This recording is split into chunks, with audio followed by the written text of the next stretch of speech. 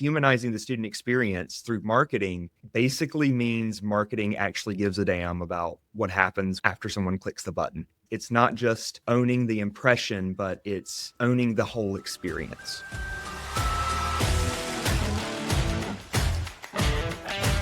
You may have seen this episode's guest win the AMA Emerging Marketer in Higher Education Award, or heard him drop gems on other Enrollify podcasts, but now he's finally here on the application. Devin Purgason is the Associate VP of Student Experience Marketing and Outreach at Forsyth Technical Community College. And we're going to be talking about something that's near and dear to my heart, and I know yours too, Devin, today, because if we're really honest with ourselves, so much of what higher ed marketing still feels like is talking at students and not with them or to them, even though we know students are actually craving authenticity, relatability, and connection. And that's what our conversation is going to be today. So welcome to the show, Devin. Thank you so much, Allison. I'm so excited to be here. I'm so glad that we're actually able to sit down and do this together. Yes, it's been a long time coming for sure. Absolutely. Yes. Let's start by talking about what we think are ideas of humanizing the student experience of marketing. What does that mean to you? Yeah. So, I want to start, I guess for me, it kind of starts with a frustration and like a really specific one. For an example, like I was running the marketing department at Forsyth Tech, and by every single metric that we were tracking, we were killing it. Like leads were up, the campaigns were converting, the funnel was looking great on our end. And then those leads would cross over into another department and just poof, vanish, right? So no one was calling them back. No one was following up. And I kept sitting in these meetings thinking, what's the point of all of this work if we're just handing people off to a black hole? And that's when it clicked for me, because if a student fills out, a request for information form at 11 p.m., that's a big moment for them. Maybe they're thinking about going back to school. They've been thinking about it for months, or, they finally got the kids to bed and sat down with their phone and say, okay, I'm doing this. And then they don't hear from anybody for 2 weeks. Yeah, and who wants to fill out one of those forms anyway? Exactly. So we've you're already lost them. Basically saying, oh my gosh, someone's going to email and possibly call me. And I know that we are very hesitant on even providing our information because we don't actually want to receive anything. Exactly. We've been lambasted by all these other organizations and stuff like that, texting us and Gosh, isn't it so annoying when they make you give your email for something and you're like, oh, okay, no, not back, again. back, not doing that. But they're actually taking that leap, and they're doing it knowing that or expecting that's what will happen. Absolutely. What we're doing is we're confirming something that they were afraid of, right? That is this idea of you don't matter.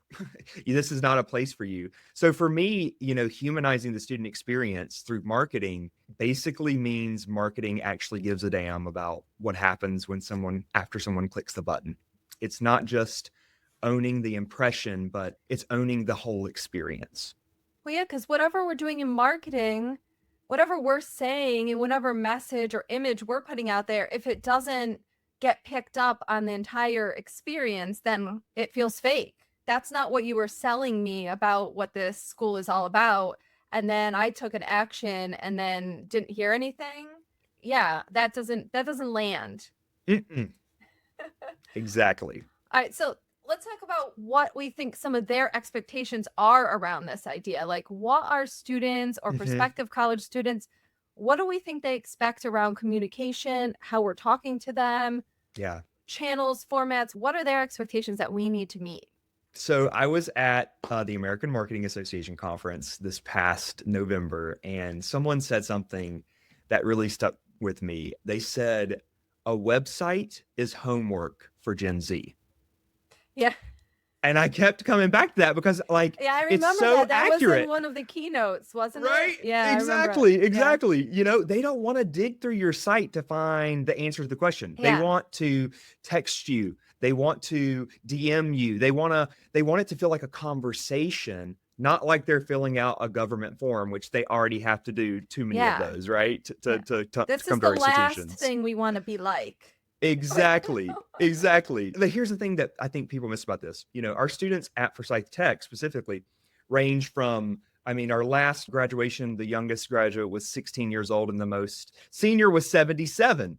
So, this is not just a Gen Z thing. I have a 45-year-old single mom coming back to school after 20 years, and she doesn't want to navigate your phone tree either, just letting you know. No, She wants nobody someone does. No, exactly. She wants someone to pick up the phone and say, "Hey, I can help you with that." She wants to feel like she's not just a number in your system. So that is the expectation now, I think, across every age group. It's that communication should feel personal and it should be efficient. There should be some speed to it. People are not comparing us to other colleges. They're comparing us to Amazon. Yeah. They're comparing us to their banking app or whatnot. So, you know, every other service interaction that they have on their daily life, that's what we're competing with, not the other community college down the road or the other institution down the road in that respect. You just said something interesting. You said service interaction. Tell Mm-hmm. me why service interaction matters for marketing. Absolutely. One thing that is going to be true, I think, for eternity is the most effective marketing is word of mouth marketing. And what we are doing is we are providing a service.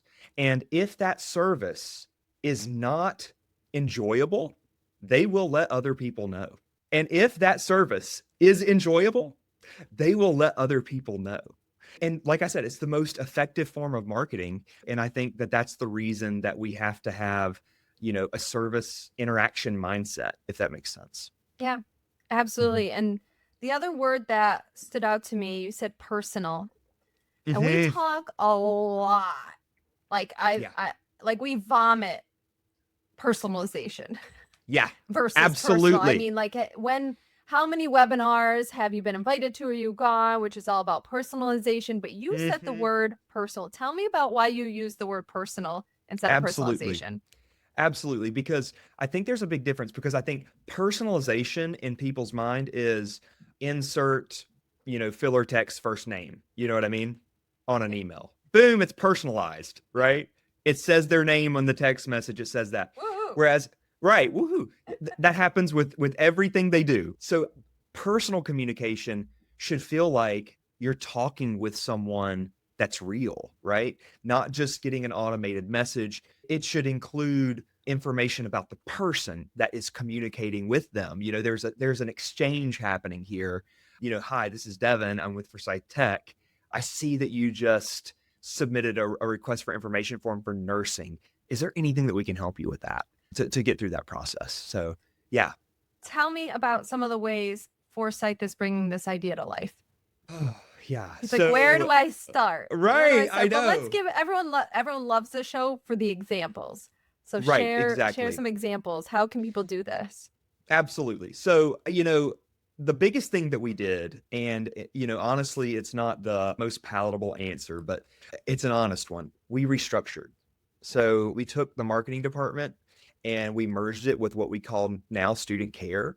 And so, student care is essentially like a centralized contact center for the entire college. So, before we built it, there was no front door, right? There was no consistency. You'd call the college and maybe someone would answer, maybe someone wouldn't, depending on the time of the day, depending on But like a who was sit. switchboard, probably, right? Is what you're Exactly. getting. Yeah. Right. Yeah. Or depending on who's at the front at a desk, you'd email admissions and it would just sit there. So students were falling through the cracks everywhere and no one owned it because I guess everyone just assumed that other people were handling it. So what we did is we pulled together a group of part-time folk over the summer just to reach out to the leads that we were generating. Because like I said earlier, I was, tired of watching all the marketing work go to waste. Well, yeah. Well, and the money.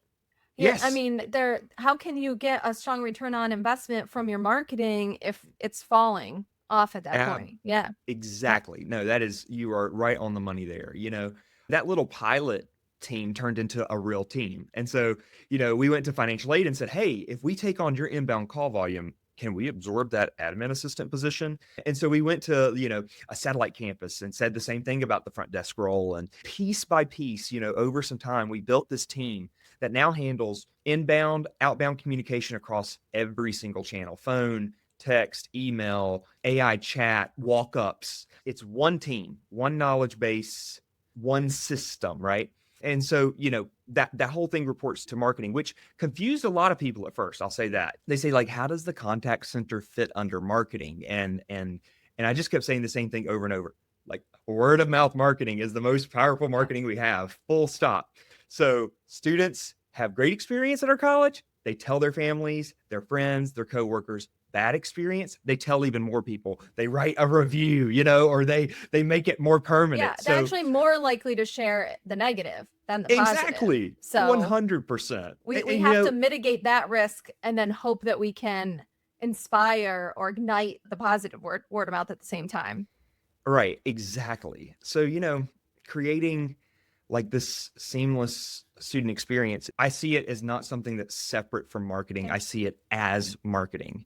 I have to give some credit here to our president, Dr. Janice Friggs, because she backed this from the very beginning. She went to bat for positions that we needed. The kind of support from the top is honestly the difference between something that sort of, fizzles out versus something that becomes, a part of your institutional identity. So, yeah. So now we all know why you have the most unique title in higher ed marketing. This is the story behind it. Right. I think this might be the future. Uh-huh. This kind of thinking, because to me, we're talking about, I asked you for how, and you started with restructuring, which tells me this is cultural and mindset, even before it gets to tactics. Like, how have you been able to help Forsyth and all, the community at Forsyth adopt this student-centered mindset? Right. Absolutely. So I went from executive director of marketing and student care to the associate vice president for student experience marketing and outreach. We love a long title in marketing, don't we? I know. Does it fit on your name tag? No, it does not. I'm just like, and then, I don't want to just continually make acronyms because I hate an acronym, but I'll take what I got. So yeah. And that wasn't like a vanity thing. The reason that we shifted that is because we added recruitment and onboarding to my umbrella. And I don't think that's completely unique. Recruitment and marketing a lot of times report to the same person. Recruitment was an existing department that we had, but onboarding was something that was brand new. And so the onboarding team is basically those people who are going to help the student from after they've applied and been accepted to the end of their first semester. So everything that they need from financial aid. So this is all for new students. This is not returning students, but new students, first time students. These onboarders are reaching out, telling them, hey, we need your financial aid. You need to pay your bill. They're helping. This is how you register for classes. Are you having issues with Blackboard? Do you need help getting your parking pass? They have like a checklist, and they're helping walk students through that. That's one that I'm really, really excited about. I think the other piece as far as mindset that matters is proximity. So like my marketing team, my student care team, we sit together. The person writing the recruitment email and the person who picks up the phone when someone calls after getting the email, they work 10 feet apart, or, they work a Teams message away or Teams group away, right? So like when a campaign goes out and then phones start ringing with a question that no one even anticipated, we know about it that day. And so we can adjust in real time. So that feedback loop doesn't exist when marketing is in one building and then student services is in a completely other one. I think we have to pause for a second and this is such a moment, Devin. We are still talking in our industry about how marketing and admissions need to work more closely together. You are talking about so many levels above that idea. So this is really innovative, and this is very forward thinking. So kudos to all of you. Well, thank you. It's like I said, it's been something that I have been supported through. And I think you're right. I think this is something that we're going to see happening a lot more. I think that this is going to become this whole idea of student experience with AI. I think that's an extra layer to the onion. I really hope that other colleges start to adopt a model similar to this. I'm not saying, oh, this is Devin's model and everybody should adopt it. No. I want students to be able to graduate, have great outcomes, have a family sustaining career wage, I mean, they can't get there, to your point, just from marketing alone. You're carrying them all the way through that first experience as an actual enrolled student, which I'm sure is having an impact. Do you have any results that you're seeing? Like what's the impact of having brought these forces together? I mean, we have seen every single semester since we've done this a little over 10% enrollment increase, which has been amazing It's for awesome. us. We've also seen our completion rates increase dramatically. And this Awesome. is, I'm not saying that, please hear me. I'm not saying, oh, because Devin started, Oh, of course doing this. not.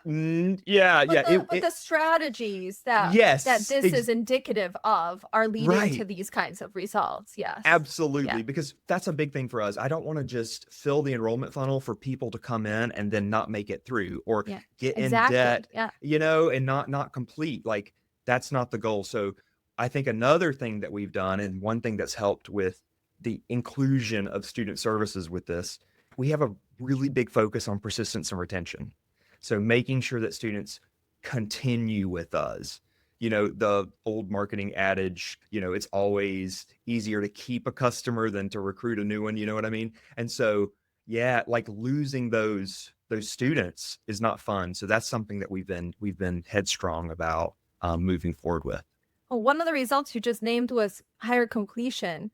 And it made Hmm. me think, I don't think I've ever thought about this before. What if the goal of marketing was actually completion? How does that shift everything that you're doing and how you're thinking about what you're doing if you think like that? So it's not the goal of marketing is to generate leads. The goal of Hmm. marketing becomes completion. Yes, exactly.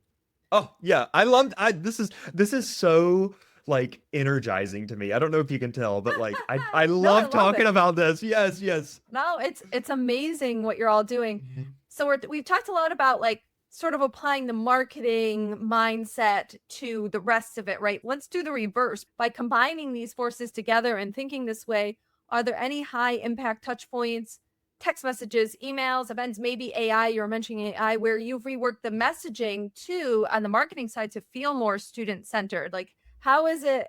It's easy to see when you have a marketing and student centered mindset applying it to the rest, but how is the rest affecting what you're doing on the marketing side? Absolutely. So yeah, a couple of things come to mind. Texting is a big one.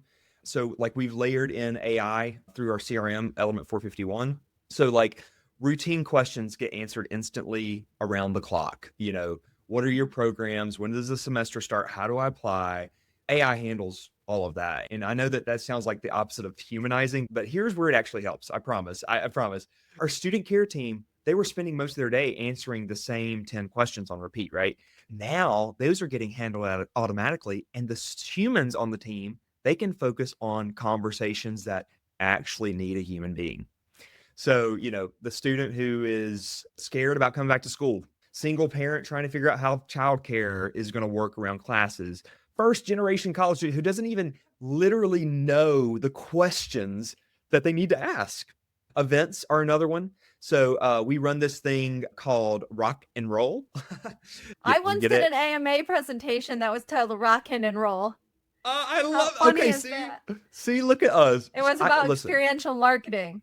Uh-huh. Yeah. I'm telling you, I am all about R&D, rip off and duplicate. Like, I Yeah. don't want to reinvent the wheel. I probably sold it from you somehow. Oh So no, I'm not. I'm No, no. sorry, Allison. Yeah. I'm sure you did not, but I just like I'm Right. saying because I like the concept because it makes an event sound more experiential Exactly, rather than exactly. informational.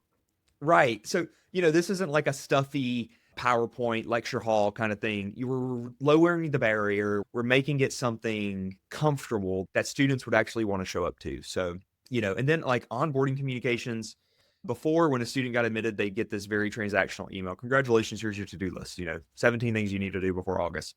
Now we're rethinking that whole flow. Pacing the information, I think, is huge. Acknowledging that students getting into college is a big emotional moment, leading with, hey, you did something huge. Here's one thing to do this week. And here's the person that you can call if you get stuck. Meeting them where they are instead of dumping everything on them at once has been really, really strategic and beneficial for us. And what about on the student ambassador side of things? Tell me about Yes. that.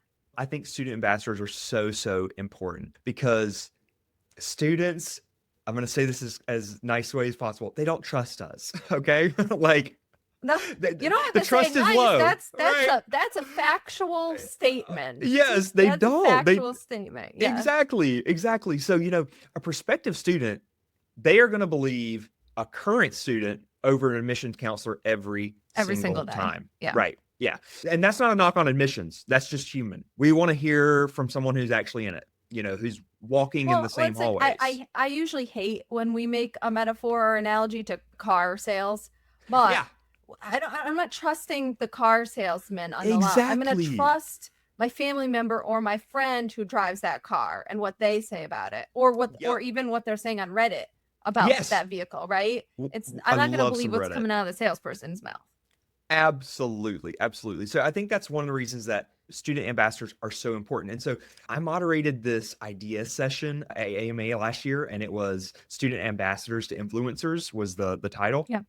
So we had so many amazing people from all over. Some of the ones that really come to mind, we had folks from Penn State, Virginia Tech, this company called Aspire that sort of manages ambassador programs.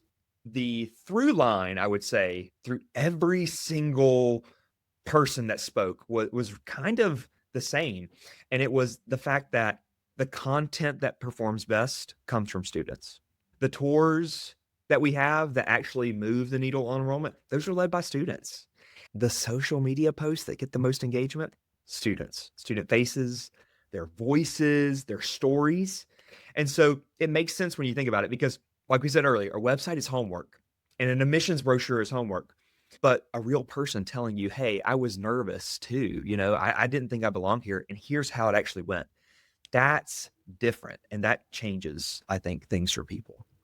I love that you brought up social media because I mean that's a main channel. If I'm considering going to a school or if I'm considering buying a dress, I might right? I am checking out the social media. I am checking out the comments. It's just sort of our natural way of being. And I'm curious, how are you bringing this idea of care and reflection that you've done in this restructuring into those kinds of messages into social media? How are you able to reflect all of that? Absolutely. I think it's one of those things where we've been building our student ambassador program over the last couple of years, and we have recently added parts of that into social media ambassadors, almost like influencer type things. One thing that we've been doing is helping students understand and giving them a voice and making them feel like, hey, you have a unique perspective and we want you to be authentic and we're trusting you. We're putting trust in them. And I think that returns good favor a lot of times. Another thing that we're doing is we're paying them, right? So we're not just saying, hey, you're young and know how the TikToks work.